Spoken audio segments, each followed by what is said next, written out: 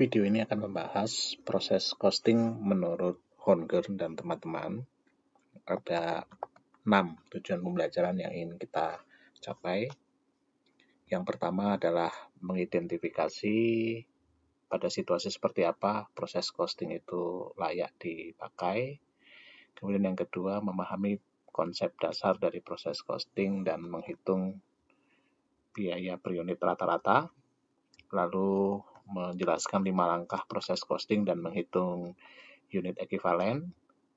Kemudian yang kelima, bagaimana menghitung dengan menggunakan pendekatan weighted average method dan FIFO method untuk proses costing.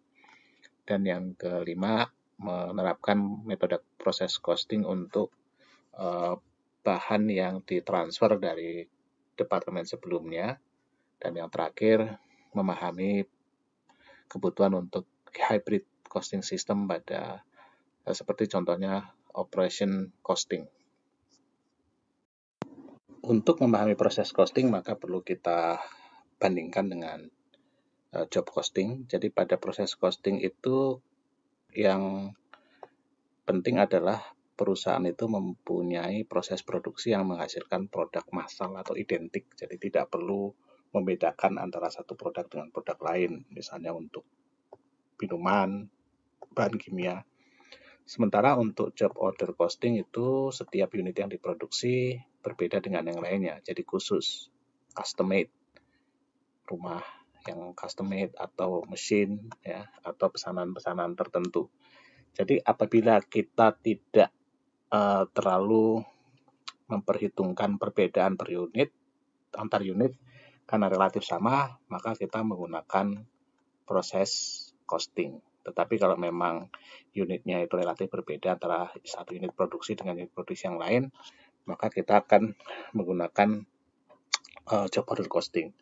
Tetapi apabila sebagian proses produksi sama, operasi sama, sementara pada bagian material yang berbeda, maka kita juga dapat menggunakan kombinasi yang disebut hybrid costing. Ya, ada kombinasi job order dan proses costing. Nah, untuk tujuan pembelajaran kita akan menggunakan contoh berikut, yaitu Pacific Electronic itu memproduksi berbagai cellphone. Ya. Nah, model ini dirakit di assembly department, kemudian nanti akan ditransfer ke testing department. Ya. Nah, fokus dalam assembly department ada satu model yang disebut SG40. Semua unit identik karena untuk memenuhi spesifikasi tertentu ya, kinerja tertentu dari produk tadi. Nah, di sini proses costingnya menggunakan satu direct cost tunggal, yaitu direct material, kemudian satu lagi indirect cost, satu conversion cost. Jadi conversion cost itu selain direct material, di situ ada labor, ada listrik, penyusutan dan sebagainya. Ya, jadi kalau kita gambarkan nanti, ini ada assembly department, dia akan memperoleh bahan di awal proses, lalu dilakukan assembly, jadi ada conversion cost yang ditambahkan selama proses, lalu ketika jadi ditransfer ke testing department. Ya. Jadi di sini proses simple, ada 2 departemen, assembly dan testing department. Proses costing memisahkan biaya ke dalam kategori biaya berdasarkan kapan biaya tersebut dimasukkan ke dalam proses. Jadi dalam kasus kita hanya 2, bahan ditambahkan di awal, kemudian conversion cost akan ditambahkan merata selama proses. Apabila kita menggunakan 2 bahan yang berbeda, misalnya dalam kasus ini ada circuit board sama microphone. Circuit board di awal, kemudian microphone mungkin di bagian tengah atau akhir, maka 2 bahan ini dapat kita kelompokkan ke dalam kelompok yang berbeda karena pemasukannya beda. Demikian juga kalau manufacturing labor cost ternyata prosesnya berbeda dengan conversion, tidak sama, maka mungkin untuk labor cost dipisah sendiri, nanti akan diterapkan sendiri ke dalam produk, berbeda dengan conversion cost. Tidak dalam kasus kita seperti ini. Nah, untuk berikutnya, maka kita coba memahami proses costing dengan 3 kasus yang semakin lama semakin rumit. Pada kasus pertama, untuk produksi SG40 tidak ada beginning dan ending inventory untuk work in process. Jadi semua barang diproses dari awal, kemudian semuanya selesai. Nah, yang berikutnya adalah ketika tidak ada beginning work in process, tetapi ada sebagian di akhir yang belum selesai. Jadi ada ending work in process inventory. Dan untuk kasus ketiga, itu apabila ada beginning dan ending inventory. Mari kita bahas untuk kasus pertama di mana dalam proses produksi tidak ada beginning sama ending inventory. Jadi secara ringkas seperti ini. Working prosesnya 0 awal, kemudian ada proses produksi yang dimulai 400, lalu selesai 400. Sehingga tidak ada work in process akhir. Nah, dengan cara seperti ini, perhitungannya relatif simple. Berarti semua proses produksi kita total akan 400 unit selesai. Tinggal kita hitung berapa total biaya produksinya. Diketahui direct material 32.000 dan conversion cost 24.000 sehingga totalnya 56.000. Dengan demikian, cost per unitnya adalah sebesar 140. Nah, di sini untuk kalau kita hitung untuk setiap jenis biayanya, kategori biayanya, untuk direct material 80 dan untuk conversion cost sebesar 60. Jadi ini relatif simple perhitungannya dan langsung mendapatkan angkanya.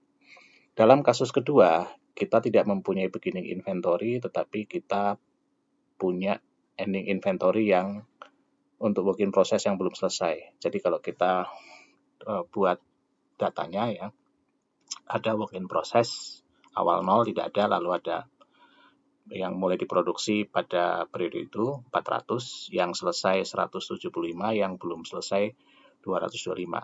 Nah, untuk yang belum selesai ini kita harus tahu berapa tingkat penyelesaiannya. Tingkat penyelesaiannya misalnya untuk direct material sudah 100% dan untuk conversion cost 60%. Nah, untuk proses ini maka kita menggunakan 5 tahap ya dalam prosesnya. Yang pertama, meringkas berapa sih arus unit fisik dari output, lalu menghitung ekivalen unitnya, lalu menghitung total cost yang harus dipertanggungjawabkan, kemudian cost per unitnya, dan yang terakhir menentukan berapa cost untuk unit yang selesai dan cost untuk unit pada ending inventory. Pada langkah pertama dan kedua, kita dapat ringkas sebagai berikut.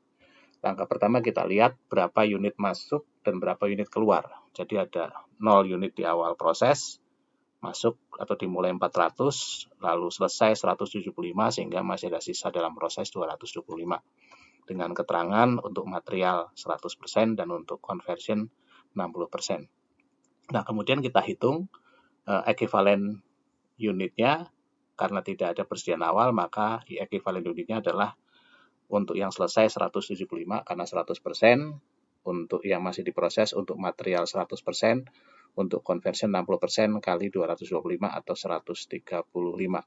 Sehingga ekivalen unit untuk direct material 400 dan untuk conversion cost 310. Ini untuk unit ekivalennya. Ini untuk langkah pertama dan kedua. Lalu untuk langkah 3, 4, 5, kita hitung berapa biaya yang dikeluarkan untuk produksi pada periode tadi. Totalnya 50.600 berasal dari direct material 32.000 dan conversion cost 18.600. Kemudian untuk menghitung cost per unitnya atau equivalent unit, kita bagi masing-masing komponen tadi dengan equivalent unitnya kita peroleh untuk material 80, untuk conversion 60. Lalu kita tentukan dari sini kalau sudah dapat unit cost, kita dapat menentukan berapa biaya untuk yang ditransfer ditransfer ke proses berikutnya dan yang masih belum selesai. Jadi untuk yang sudah selesai itu ada 175 unit dikalikan unit cost direct material dan unit cost conversion cost, totalnya 24.500. Lalu work in process 225 unit Untuk material itu sudah 100% sehingga menggunakan unit ekivalen 225. Untuk work in process baru 60% sehingga menggunakan unit ekivalen 135. Sehingga diperoleh totalnya 26.100. Total untuk keduanya adalah 50.600. Ayat jurnal untuk proses costing mirip dengan job order costing, tetapi bedanya pada proses costing tidak memerlukan subsidiary ledger. Jadi untuk setiap proses akan dibuatkan satu akun, misalnya ini untuk assembly satu akun sendiri, work in process, dan untuk testing satu akun sendiri. Nah, ketika pembeli barang dipakai dengan asumsi langsung barang dibeli langsung tidak disimpan langsung masuk proses produksi, maka di debit work in process dari departemen tadi langsung kredit ke accounts payable control. Ini diasumsikan perusahaan menggunakan just in time. Jadi ketika barang dibeli sampai langsung masuk ke proses produksi. Demikian juga untuk conversion cost, maka itu langsung dimasukkan ke work in process dan itu dari berbagai akun. Jadi misalnya mungkin dari upah, depresiasi, dan sebagainya. Kemudian ketika selesai dengan perhitungan yang sudah kita sebutkan atau kita hitung di bagian step 5, maka barang selesai itu kita transfer ke departemen berikutnya dengan mendebit departemen tadi dan mengkredit departemen assembly. Ini proses transfer ke departemen berikutnya. Jadi secara keseluruhan cost flow-nya dapat dilihat dari exhibit berikut. Jadi ini untuk bahan, ya, dibeli langsung masuk ke proses produksi. Kemudian ini untuk conversion cost dari berbagai akun masuk proses produksi. Kemudian ketika membuat perhitungan tadi, kita bisa tahu berapa yang ditransfer ke proses berikutnya sehingga ada saldo work in process di departemen assembly sebesar 26.100. Nanti juga prosesnya sama, ada yang selesai kita transfer ke finished good, ya. Kemudian kalau kita jual kita transfer ke cost of goods sold. Ini tahapan-tahapan proses-proses dari flow biaya pada proses costing. Nah, proses costing ini sangat dipengaruhi oleh yang namanya tingkat penyelesaian. Jadi dalam kasus kita misalnya ternyata si manajer salah, bukannya 60% tetapi menghitung tingkat penyelesaian untuk conversion cost 80%. Apa yang terjadi sekarang? Sekarang ekivalen unit dari conversion cost untuk ending inventory naik menjadi 180 sehingga ekivalen untuk periode tersebut ekivalen unit 355. Dan ini akibatnya apa? Akibatnya adalah conversion cost dari nilainya akan turun. Yang tadinya $60 hanya 52,39, sementara kalau direct material tetap sama. Dan ini akan menyebabkan yang ditransfer ke proses berikutnya angkanya lebih kecil. Jadi di sini perlu dipastikan sistem internal perusahaan jangan sampai membuat proses penentuan tingkat penyelesaian itu salah, ya. Karena kalau overestimate, salah terlalu tinggi, maka akan menurunkan jumlah cost yang ditransfer ke proses berikutnya, ya, dan akhirnya akan menurunkan juga cost of goods sold dan nanti akan menurunkan operating income. Di sisi lain, work in process atau inventory akan bertambah. Nah, bagaimana caranya menghindarkan ini? Jadi menghindarkan supaya tidak ada personal bias, ya. Kita harus melihat situasinya. Bisa jadi manajer pabrik akan melakukan atau akan mengoverestimate dari tingkat penyelesaian karena kalau mereka bisa meningkatkan operating income, mereka akan mendapatkan bonus. Jadi ini harus diperhatikan, jangan sampai sistem bonus dapat membuat manajer memilih atau berusaha untuk overestimate, ya. Dan pada akhirnya juga nanti akan pada periode berikutnya bisa menimbulkan kerumitan juga karena pada dasarnya kalau kita naikkan operating income maka inventory akan bertambah ketika inventory tadi menjadi unit yang kita jual pada periode berikutnya, maka akibatnya operating income periode berikutnya juga akan turun. Jadi ini harus hati-hati, terutama untuk kita memastikan jangan sampai manajer yang jangka pendek kelihatan bagus karena dia mengelola overestimate terhadap tingkat penyelesaian, kemudian kinerjanya bagus, dipromosikan, digantikan oleh manajer berikutnya yang mendapatkan warisan, sehingga manajer berikutnya kelihatan buruk bukan karena memang kinerja buruk, tetapi karena tadi ada overestimate dalam tingkat penyelesaian. Nah, apa saja yang harus dilakukan? Jadi biasanya supervisor yang menetapkan tadi dimintain pertanyaan-pertanyaan khusus untuk memastikan bahwa estimasi telah dilakukan dengan proses yang proper, ya. Jadi pastikan bahwa mendapatkan jawaban yang benar. Sekarang kita membahas kasus ketiga di mana ada beginning work in process dan ending work in process. Nah, kita perlu data lebih lengkap. Jadi misalnya di sini ada beginning work in process 225. Kemudian kita harus punya data dari 225 ini berapa direct materialnya. Di sini udah 100%, totalnya 18.000. Kemudian conversion cost-nya 60%, 8.100. Kemudian yang dimulai diproduksi pada bulan itu 275, ya.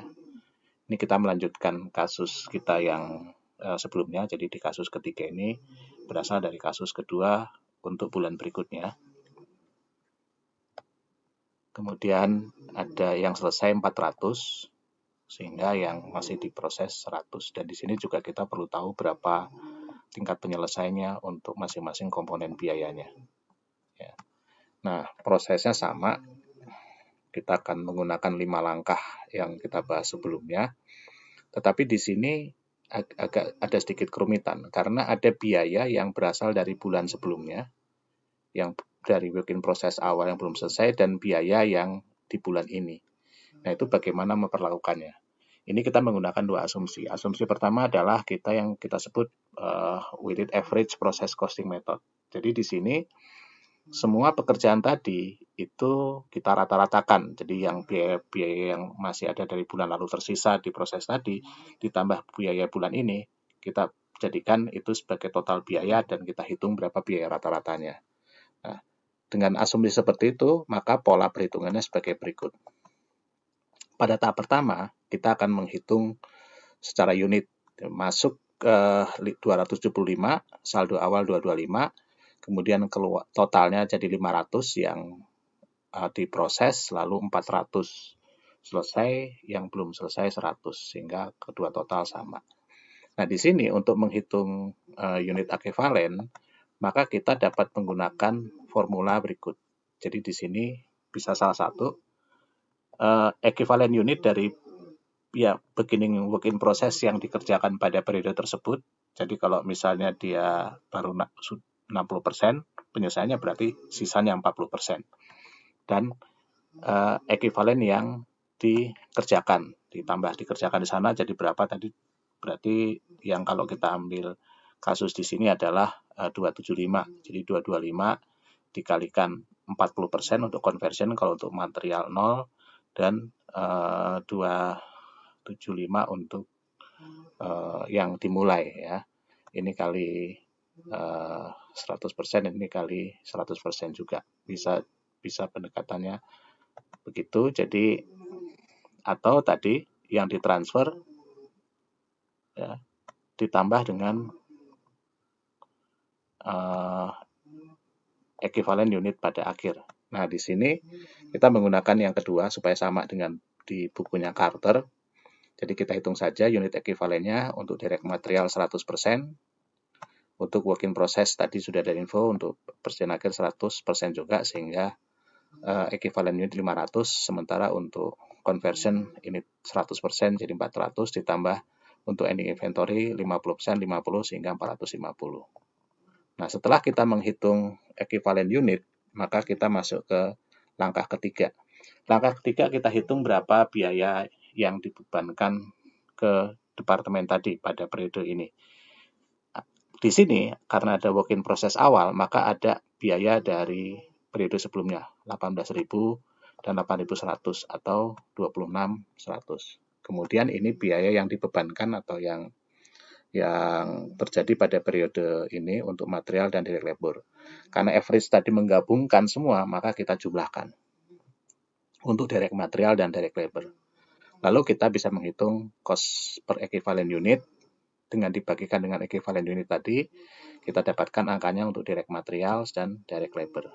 Kalau sudah dapat angkanya, maka bisa kita hitung berapa yang kita masukkan ke barang yang selesai dan ditransfer ke proses berikutnya. Totalnya 52.100 dihitung dari 400 selesai dan ditransfer dikalikan unit untuk material dan 400 dikalikan unit untuk conversion cost. Lalu untuk work in process juga sama, 10.280, 100 kali 75,6 karena 100 ini karena tingkat penyelesaian material 100% dan ini hanya 50 karena tingkat penyelesaian hanya 50% kali 54,40 dan totalnya sama 62.280. Setelah selesai maka kita dapat membuat ayat jurnalnya ya. Ini relatif sama ketika bahan dibebankan ke proses produksi langsung ke account payable karena just in time langsung dari dibeli nggak masuk ke gudang langsung ke proses produksi. Kemudian ini pengeluaran untuk conversion cost dan ini transfer dari assembly department ke testing department ya. Seperti perhitungan di sini. Jadi total cost yang kita harus pertanggungjawabkan dari beginning inventory 26.100, kemudian cost yang ditambahkan 36.100, lalu yang selesai yang di jurnal ini itu sebesar